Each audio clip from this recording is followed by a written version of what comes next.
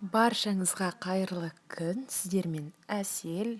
Бүгін біз өте оңай, әрі тез дайындалатын, әрі иммунитет көтеретін изюминка салатын дайындайтын боламыз. Ол үшін бізге 2 қызылша, 2 алма, шамамен 80 грамм мейіз, 80 грамм грек жаңғағы және 4 ас қасық майонез қажет болады. Алдымен таза ыдысқа алманы тазалап, артық жерлерін кесіп алып тастап, 4 бұрышты етіп турап аламыз.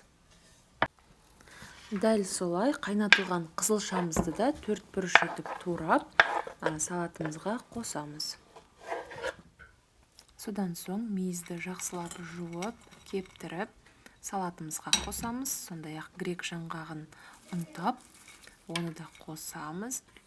Және ең соңында 4 ас қасық майонезді қосып, барлығын араластырамыз.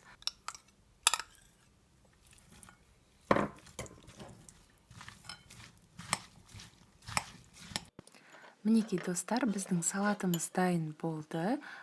Енді салатты әдемі ыдыстарға салып, дастарханға ұсынсаңыз болады.